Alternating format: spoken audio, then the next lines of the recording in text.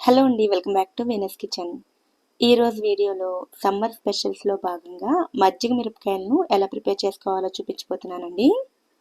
ఈ వీడియోలో మిరపకాయలను ఎటువంటి వేయించుకోవాలి, అలాగే పక్కా కొలతలతోటి సంవత్సరం పాటు నిలవ ఉండేలా ఎలా ప్రిపేర్ చేసుకోవచ్చు అనేది చాలా క్లియర్గా మొదటిసారి చేసిన వారైనా ఈజీ ప్రాసెస్లో చేసుకునే విధంగా చూపించానండి. వీడియోని ఎక్కడ స్కిప్ చేయకుండా చివరి వరకు చూసి మీరు కూడా తప్పకుండా ట్రై చేయండి. ఈ వీడియో కనుక మీకు హెల్ప్ అయినట్లు అనిపిస్తే వీడియోని లైక్ చేసి ఛానల్ని కూడా సబ్స్క్రైబ్ చేసుకోండి. మజ్జిగ మిరపకాయల కోసం ముందు మిరపకాయలను సరైన వేయించుకోవాలండి. తొక్క దళసరిగా మీడియం స్పైస్లో ఉండే కాయలను తీసుకోవాలి.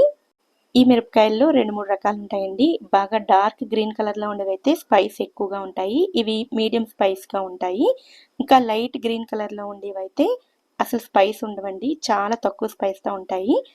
మజ్జిగ మిరపకాయలకి బాగా స్పైసీగా ఉండే మిరపకాయలను తీసుకున్నట్లయితే ఆ మజ్జిగలో ఊరపెట్టిన తర్వాత అయినా సరే చాలా కారంగా ఉంటాయండి. అలాగే తక్కువ స్పైస్ ఉండేవి తీసుకున్నట్లయితే అసలు తినేటప్పుడు ఏమాత్రం కారం ఉండవు. ఇలా మీడియం స్పైస్లో ఉండే కాయలను తీసుకున్నట్లయితే మజ్జిగలో ఊరపెట్టి ఎండబెట్టిన తర్వాత మనకి రెడీ అయ్యేసరికి స్పైస్ అనేది కరెక్ట్గా సరిపోతుంది.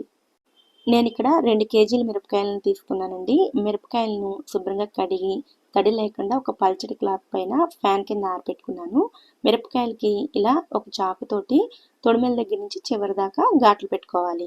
మనం మధ్యలో ఊరబెట్టినప్పుడు మిరపకాయలన్నిటికీ కూడా మజ్జిగ బాగా పట్టాలంటే ఈ విధంగా ఘాట్లు పెట్టుకోవాలి. ఈ మిరపకాయలు పూర్తిగా రెడీ అవ్వడానికి మనకు టైం అయితే పట్టొచ్చేమో కానీ ప్రాసెస్ మాత్రం చాలా ఈజీగా ఉంటుందండి. ఒక వారం రోజులైతే టైం పడుతుంది. ఈ మజ్జిగ మిరపకాయలను ప్రిపేర్ చేయడానికి మరొకరి హెల్ప్ లేకుండా ఒక్కళ్ళైనా కూడా చేసేసుకోవచ్చు. ఈ 2 కేజీల మిరపకాయలకి ఘాటు పెట్టడానికి నాకైతే 10 నిమిషాల దాకా టైం పట్టింది. అన్ని ఘాట్లు పెట్టిన తర్వాత చూపిస్తున్నాను చూడండి. ఇలా మొదల నుంచి చివరి వరకు కూడా ఘాట్లు పెట్టుకోవాలి. ఇప్పుడు ఈ మిరపకాయలను పక్కన పెట్టుకుని పెరుగును ఎలా కొలిచి తీసుకోవాలో చూద్దామండి.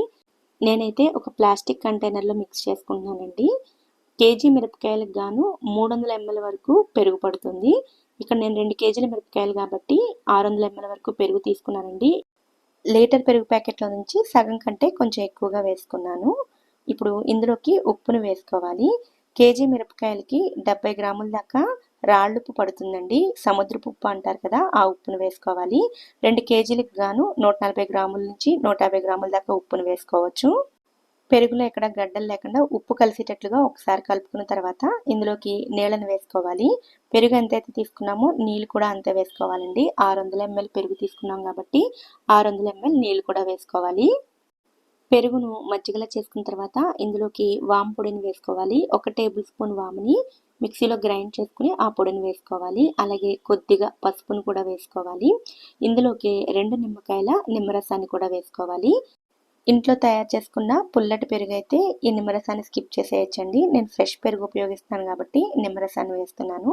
ఇప్పుడు వీటన్నిటిని బాగా కలిసేటట్లుగా కలుపుకున్న తర్వాత ఇందులోకి మిరపకాయలను వేసుకోవాలి.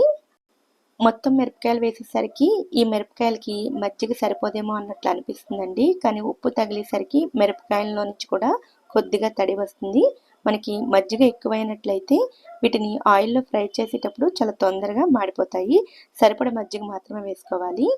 ఇలా మజ్జిగలోకి మిరపకాయలన్నీ వేసుకున్న తర్వాత అన్నిటినీ మజ్జిగలోకి తడిసేటట్లుగా కలుపుకొని పై భాగంలో నొక్కుకున్న తర్వాత మూత పెట్టుకుని ఒక 24 గంటల పాటు వీటిని ఊరపెట్టుకోవాలి.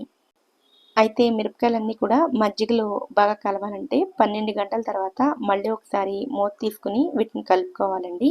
ఇప్పుడైతే ఇలా మజ్జిగలో ఒకసారి నొక్కుకున్న తర్వాత మూత పెట్టుకుని పక్కన పెట్టేసుకోండి. 12 గంటల తర్వాత మీకు మళ్ళీ ఒకసారి చూపిస్తాను. 12 గంటల తర్వాత చూపిస్తున్నాను చూడండి. మజ్జిగ అడుగుకి వెళ్ళిపోతుంది కదా. ఇప్పుడు ఒకసారి మిరపకాయలన్నీ కూడా బాగా కలిసేటట్లుగా మళ్ళీ ఒకసారి కలుపుకోవాలి. అడుగు మిరపకాయలు కొద్దిగా రంగు మారుతూ ఉంటాయి. ఇలా 12 గంటల తర్వాత ఒకసారి కలుపుకున్నట్లయితే మజ్జిగ అంతా కూడా అన్ని మిరపకాయలకి సమానంగా పడుతుంది. ఇప్పుడు మళ్ళీ ఒకసారి కలుపుకున్న తర్వాత పై భాగంలో ఇలా నొక్కుని మళ్ళీ మూత పెట్టుకుని మరొక 12 గంటల పాటు ఉంచుకోవాలి. ఇప్పుడు 24 గంటల తర్వాత మీకు ఒకసారి చూపిస్తున్నాను చూడండి. మిరపకాయలన్నీ కూడా ఇలా పూర్తిగా రంగు మారుతూ ఉంటాయి. ఇప్పుడు ఈ మిరపకాయలన్నింటినీ కూడా మజ్జిగలో నుంచి తీసుకుని ఒక ప్లేట్లోకి వేసుకోవాలి. ఇలా మజ్జిగలో నుంచి మిరపకాయలను తీసేటప్పుడు వాటిని పిండకూడదండి. మామూలుగా మనం మజ్జిగలోంచి తీసి ఒక ప్లేట్లోకి వేసుకోవాలి.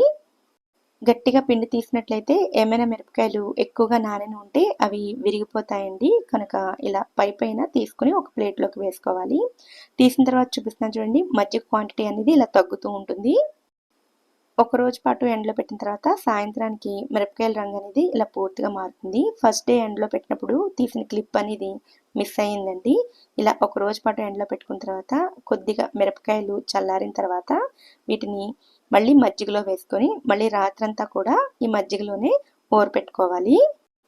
ఇలా ఈ ప్రాసెస్ మజ్జిగ అయిపోయేంత వరకు చేసుకోవాలండి. ఎండలో పెట్టి తెచ్చిన మిరపకాయలను మళ్ళీ మజ్జిగలో వేసినప్పుడు మిరపకాయలు మజ్జిగను పీల్చుకుని మజ్జిగ క్వాంటిటీ అనేది తగ్గుతూ వస్తుంది.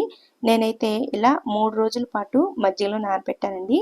రెండో రోజు ఇలా మిరపకాయలని ఎండలో వేసిన తర్వాత మీకు చూపిస్తున్నాను చూడండి. ఇలా పల్చగా ఎండబెట్టుకోవాలి. మిరపకాయల పైన డస్ట్ పడకుండా ఉండడం కోసం ఇలా పల్చటి క్లాత్ తోటి కవర్ చేశాను. ఇలా 3 రోజుల పాటు మజ్జిగలో నానబెట్టుకుని ఎండబెట్టుకుంటే 3 రోజుల తర్వాత నాకు ఇంతే మజ్జిగ మిగిలిందండి. ఇప్పుడు ఈ మజ్జిగను పక్కకి తీసేస్తున్నాను. మిరపకాయలు అయితే 3 రోజులకి ఈ విధంగా ఎండాయి. 3 రోజుల పాటు మజ్జిగలో నానబెట్టి ఎండబెడతాం కాబట్టి ఇప్పటికైతే ఇవి ఇంకా పూర్తిగా ఎండవండి, కొంచెం మెత్తగానే ఉంటాయి. ఇలా ఉన్న వాటిని మనం క్రిస్పీగా అయ్యేంత వరకు అంటే గలగలలాడేంత వరకు ఎండబెట్టుకోవాలి. నేను మరొక 3 రోజుల పాటు ఎండలో పెట్టిన తర్వాత మీకు ఇప్పుడు మిరపకాయలను చూపిస్తున్నాను చూడండి.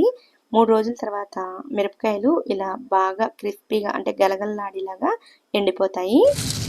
ఇలా బాగా సౌండ్ వచ్చేలాగా గలగలలాడేలాగా ఎండబెట్టుకున్నట్లయితే మనకి మిరపకాయ ఏమాత్రం నలుపు రాకుండా సంవత్సరం పాటు నిల్వ ఉంటుంది. ఇలా రెడీ చేసుకున్న మిరపకాయలను పూర్తిగా చల్లారిన తర్వాత మనం ఎయిర్ డబ్బాలో స్టోర్ చేసుకుంటే సంవత్సరం పాటు మనం వీటిని ఉపయోగించుకోవచ్చు. ఇప్పుడు వీటిని ఎలా ఫ్రై చేసుకోవాలో చూపిస్తానండి. ఎండలో ఎండబెట్టిన మిరపకాయలు కాబట్టి ఇవి చాలా తొందరగా వేగిపోతాయండి. మీడియం హీట్ ఆయిల్లో వేసుకుని లో ఫ్లేమ్లో మాత్రమే వీటిని ఫ్రై చేసుకోవాలి. ఇలా కొద్దిగా రంగు మారగానే వీటిని ఆయిల్లోంచి బయటకు తీసేసుకోవాలి. ఆయిల్లోంచి బయటకు తీసిన తర్వాత ఇవి మరి కొంచెం రంగు వస్తాయి. ఇలా రెడీ చేసుకున్న ఈ మిరపకాయలను మీరు పప్పులో కానీ సాంబార్లో కానీ లేదా పెరుగన్నంలో కూడా సైడ్ డిష్ కింద తీసుకోవచ్చు. ఇలా వేయించిన మిరపకాయలు కూడా 2-3 రోజుల పాటు స్టోర్ ఉంటాయండి. ఇవి వేయించిన తర్వాత కొద్దిగా చల్లారిన తర్వాత వీటిని ఎయిర్ టైట్గా ఉండే డబ్బాలో స్టోర్ చేసుకున్నట్లయితే 2-3 రోజుల వరకు కూడా మెత్తబడిపోకుండా ఉంటాయి. సంవత్సరం మధ్యలో 3 లేదా 4 నెలలకు ఒకసారి ఎండలో పెట్టుకున్నట్లయితే సంవత్సరం దాటినా కూడా ఇవి పాడయ్యే ఛాన్స్ ఉండదండి. మీడియం స్పైస్ ఉండే మిరపకాయలని తీసుకుంటాం కాబట్టి పిల్లల నుంచి పెద్దల దాకా అందరూ కూడా వీటిని తీసుకోవచ్చు. వేడివేడి అన్నంలో పప్పు నెయ్యి వేసుకుని ఈ మిరపకాయలను నంచుకుని తింటూ ఉంటే టేస్ట్ అయితే చాలా సూపర్గా ఉంటాయండి. సమ్మర్ స్పెషల్ రెసిపీ అయిన ఈ మజ్జిగ మిరపకాయలను మరి మీరు కూడా తప్పకుండా ట్రై చేయండి. ఈ వీడియో కనుక మీకు నచ్చినట్లయితే వీడియోని లైక్ చేసి ఛానల్ని కూడా సబ్స్క్రైబ్ చేసుకోండి. నోటిఫికేషన్స్ మిస్ అవ్వకుండా ఉండడం కోసం పక్కనే ఉండే బెల్ ఐకాన్ని కూడా యాక్టివేట్ చేసుకోండి. Thank you so much for watching.